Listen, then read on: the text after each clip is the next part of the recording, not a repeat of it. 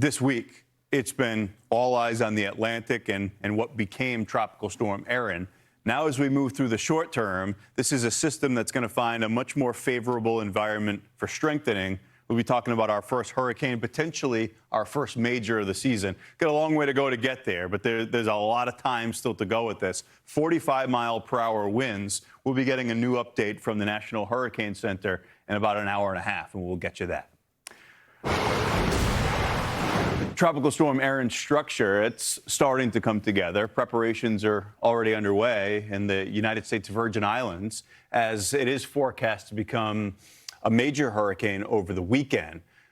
Where does this eventually go long term? The highest probability would be for a solution out to sea, but that's not set in stone just yet. So let's bring in Fox Weather hurricane specialist Bryan Norcross. Bryan, we've been staring at this thing on satellite all week. It hasn't been much to look at yet, but we know that the structure is pretty good. And boy, is this finding a spot all of a sudden, next 24, 48 hours, that it could strengthen quickly.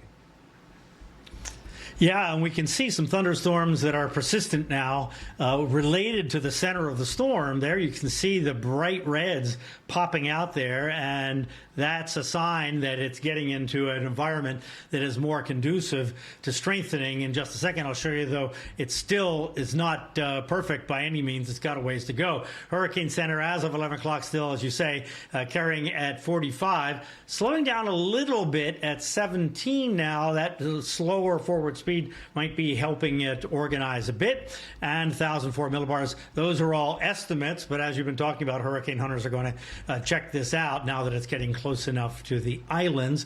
Pretty soon we'll have a better idea. But look at it close up, and we can see what's going on here. There's the thunderstorm cluster that we see there in the bright reds on the infrared picture. But if you notice back here, the circulation is back here some, behind that, and we can notice that it's kind of flat on this back side. Look at it right there. Let me just pause it there on the latest image. It's a little bit flat back there because there's a little dry air still out in here. And so we obviously have some flow coming in this way that's pushing that dry air in toward the center. Again, this is just keeping it from intensifying as quickly.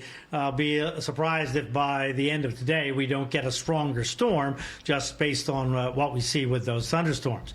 All right, but we still have dust out there. But if you notice, and you've been watching, there's a lot less dust in here now than there has been. And what that's going to allow this thing to do as it starts moving over warmer water, it's going to pick up more moisture. That's going to push the dust out some, give it a better bubble around it of moisture air. And I think we'll see this intensification. Here you can see that the circulation that is generated by the computer model is kind of behind where that thunderstorm cluster is. All right, here are the water temperatures I was talking about, and you see it's just heading into the 80-degree water now, and 80 degrees is nominally the area that hurricanes and then tropical storms need to get themselves going, and then it just warms up dramatically. So by the time it gets over here, north of the Puerto Rico, Virgin Islands, Northeast Caribbean, then the water is very warm and certainly not at all an inhibiting factor, and it has been a bit of an inhibiting factor so far, along with that dust and dry air. All right, here's the forecast from the Hurricane Center, and you see slowly, steadily intensifying. So that by tomorrow morning, they have a 60-mile-an-hour tropical storm. By Friday morning, they have a hurricane. But this is more an estimate, because if it finds a very conducive bubble and really can push away the dust, it might happen sooner, or it might take a little bit longer. But in any case, the environment here north of the islands looks extremely conducive to support a significant hurricane. This thing already is moderately big, and over time is expected to grow, especially as it turns to the north and gets closer to the U.S. or Bermuda, and we'll talk more about that here in just a second. But in any case, a strengthening storm here north of the islands, and the question is, how close does it come to the islands over the weekend? So here's a close-up on the cone, And what you see here is the strengthening hurricane there. And the question is exactly where is the center? Well, when we look at a computer model that has the center about in the middle of the track, you notice there's kind of a tail coming down here with strong winds. These colors are all about the wind. And here you can see up here 30 to 40 miles an hour is the purple, get up into the red, it's a little stronger. So on the tail behind the system like this, that is going to move through the islands as the system goes up this way, it's going to be some strong gusty winds and tropical downpours. We may have some flooding with that. So this is an over the weekend issue for the northern islands. Now, could it come farther south? Yes. Look at the cluster here. Cluster shows we have quite a few that are closer to the islands. So everybody in the northeastern Caribbean here just needs to stay in close touch with the latest forecast. Let's see exactly how this thing wiggles and wobbles and see how far from the islands that center is there over the weekend. All right, and then we're going to look at what's going to happen next.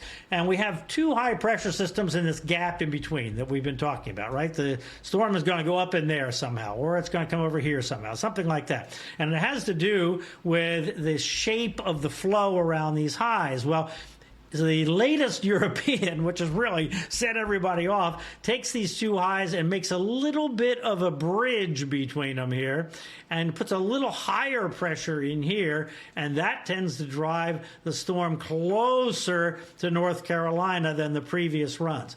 Now, a few of them have shifted a little bit left, closer. Still, the consensus is offshore, but I don't want anybody there, especially in the Outer Banks of North Carolina, in that area, to let down their guards. We're just going to have to see. In terms of all the variety of models we look at, you see where the main cluster is. It stays offshore, but we can't completely rule out this subset over here, and the European is more in that subset over there. And notice we've got the various AI models here, a couple of them, and we have the regular models. And there's a lot of possibilities, but that significant plausible subset is the issue.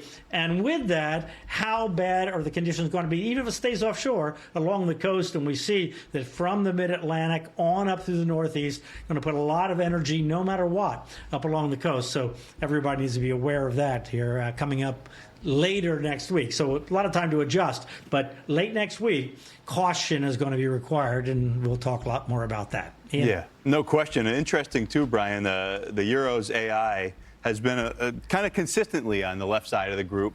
That'll be interesting to look back at. Quickly, Brian, before we let you go, you always tell us down in the southern Gulf, the Bay of Campeche, a familiar spot to get one of those lemons. We got a new one. What are your thoughts on that? That's a favored region for a little something to twist up. Yeah, I don't think it's going to have enough time to be much. I mean, you never can rule out a depression down there because, as you say, the curved coastline kind of gets things spinning. But this system seems to be moving. I would think more likely a moisture surge into coastal Mexico near Tampico and on up into South Texas, just keeping an eye on it, but not really expecting anything strong with that. Yeah, all kinds of Atlantic Basin happenings. A lot to watch all of a sudden. We hope those trends stay a touch farther north and farther offshore. That's Fox Weather Hurricane Specialist Bryan Norcross. We'll be talking with him frequently. Bryan, thank you.